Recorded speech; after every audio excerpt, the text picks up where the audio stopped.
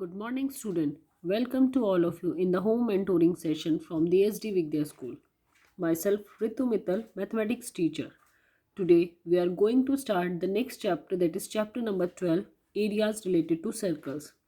As I already gave you the introduction of this chapter, in this chapter, we will work on the circle, the area of circle, perimeter of circle, sectors of the circle, and the segment in the circle. So these different topics we will work on this in this chapter. Let me start with the first topic, that is the area of circle. As all of you know, the area of circle is pi r square. If we have to find out the area of semicircle, so what is the area of semicircle? Yes, that is pi r square by 2. Next is perimeter of a circle.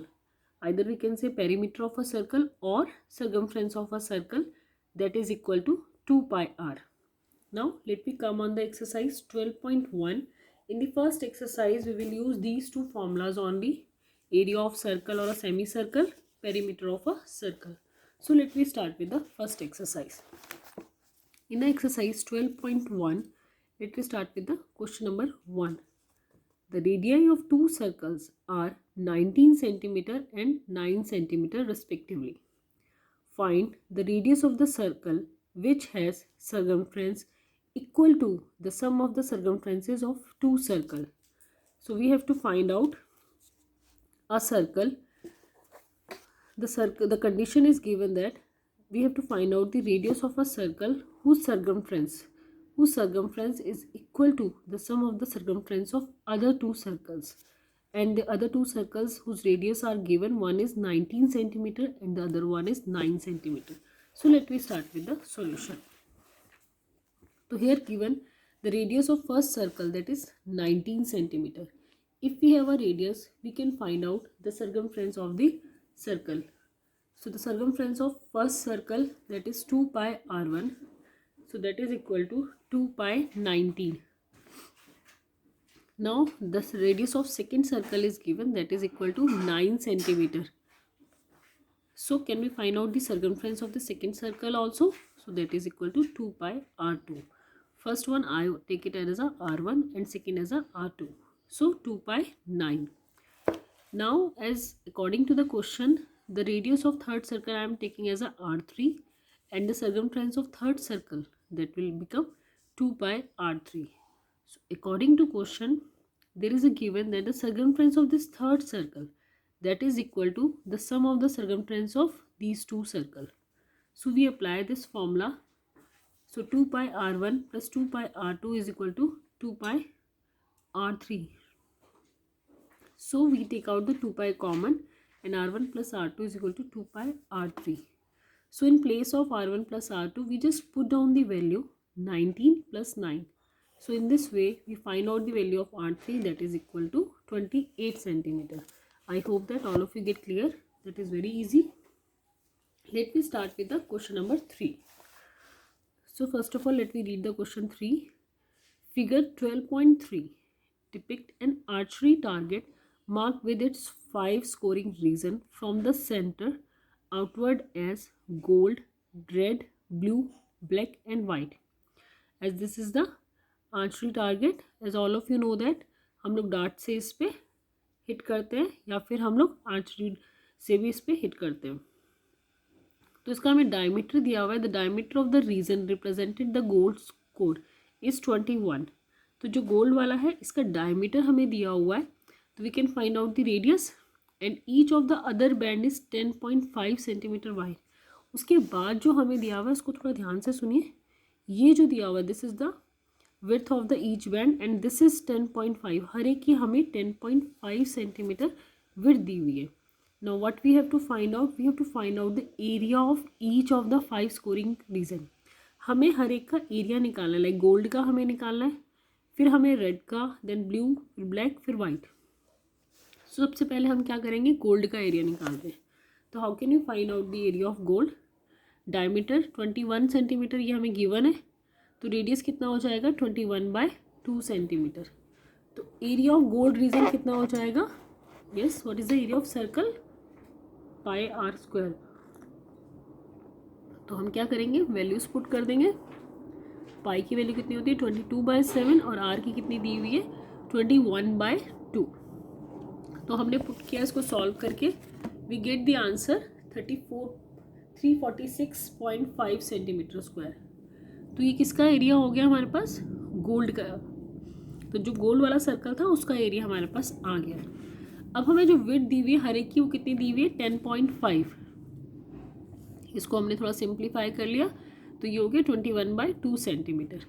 अब हम अगर red का reason का area निकालना है तो centre से हमने उसका रेडियस फाइंड आउट किया, तो रेडियस कितना हो गया 21 सेंटीमीटर।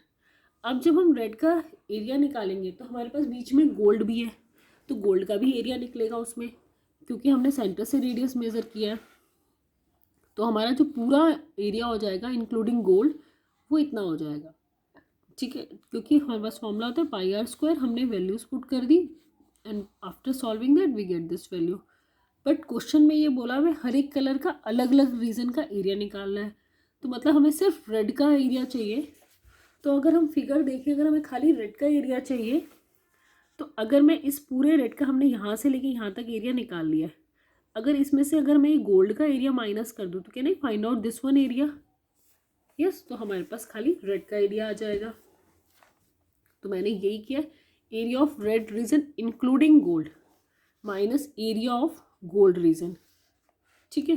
तो हम लोग ये करेंगे तो टोटल हमारे पास एरिया कितना आ गया था red plus gold, that is 1386, और खाली गोल्ड का एरिया हम ऑलरेडी निकाल चुके हैं तो उसको हमने माइनस कर दिया and we get this answer. तो ये किसका आंसर आ गया, खाली रेड रीजन का आंसर। अब इसी तरीके से हम लोगों को क्या करना पड़ेगा, ब्लू का एरिया निकालना है। अब ब्लू एरिया में रेडियस अगर हम देखें तो ब्लू के अंदर क्या है 1 2 3 ये है, ये कितना दिया हुआ है 21/2, ये भी कितना है 10.5 जो कि कितना है 21/2, और ये भी कितना है 10.5 जो कि 21/2। तो यहाँ से यहाँ तक पूरा रेडियस कितना हो गया, इन तीनों को ऐड कर देंगे तो ये कितना हो गया 63/2। तो हमारा जो पूरा रेडियस निकल आएगा ये सेंटर से ब्लू रीजन तक। तो इससे हमने इसका एरिया निकाल लिया, area of blue region including red and gold. Pi are square हमने अप्लाई किया and we get this 3118.5 centimetre. पर हमें एरिया तो खाली किसका चाहिए, ब्लू रीजन का। तो हमने क्या किया एरिया ऑफ ब्लू रीजन जिसमें हमारा रेड और गोल्ड इंक्लूडेड है, उसमें से हमने कौन सा एरिया माइनस कर दिया, जो रेड और गोल्ड वाला है। रेड और गोल्ड वाला एरिया हमने पहले वाले क्वेश्चन पार्ट में निकाला था, तो हम क्या करेंगे इसमें से उसको माइनस कर देंगे। अब जो हमारे पास बचेगा वो कौन सा एरिया बचेगा खाली, यस, वो हमारा बचेगा खाली ब्लू रीजन का। तो let me come on the next question now. इसके जो रेस्ट ऑफ द पार्ट है वो लोग आप खुद करेंगे। चलिए let me come on the question number 4। The wheel of a car are of diameter 80 centimeter each. Now, how many complete revolution does each wheel make in 10 minutes when the car is traveling at a speed of 66 km per hour? This is question number 4. This is important question. इसमें क्या दिया हुआ है, diameter of wheel दिया हुआ है 80 centimetre, तो हमने उससे रेडियस निकाल लिया। नेक्स्ट हमने क्या किया, सरकमफ्रेंस हमें व्हील का हमने निकालना है, तो हमने क्या किया 2πr। तो हमने सरकमफ्रेंस क्यों निकाला है यस, क्योंकि जब एक व्हील है वो पूरा राउंड लेगी तो इट मीन इज व्हाट, पूरे राउंड पर हमारा एक रिवोल्यूशन होगा जो कि क्या होगा, हमारा सरकमफ्रेंस होगा। तो वो क्या हो गया 2πr। हमने वैल्यूज पुट करी and we get the circumference of a wheel. अब हमें स्पीड ऑफ कार गिवन है that is 66 km per hour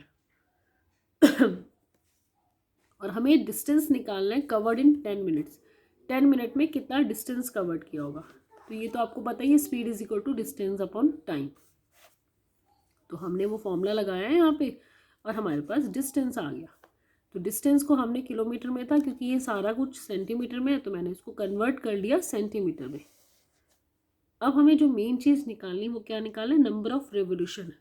अभी मैंने बताया कि एक राउंड लगाने के लिए मतलब कि सर्कल का एक सरकमफ्रेंस अगर हम काउंट करें तो एक राउंड के बराबर आता है।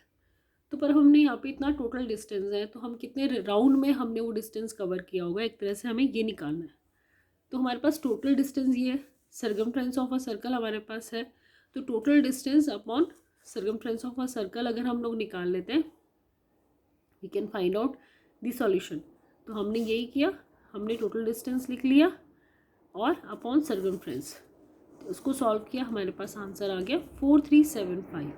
तो 437 क्या हो गया हमारे पास, that is a total number of revolution that a vehicle take. तो उसने कार ने जो टाइप पूरा राउंड्स लिए हैं उस पूरे डिस्टेंस को कवर करने के लिए, तो कितने राउंड उसने व्हील ने लगाए हैं। Thank you student and have a nice day.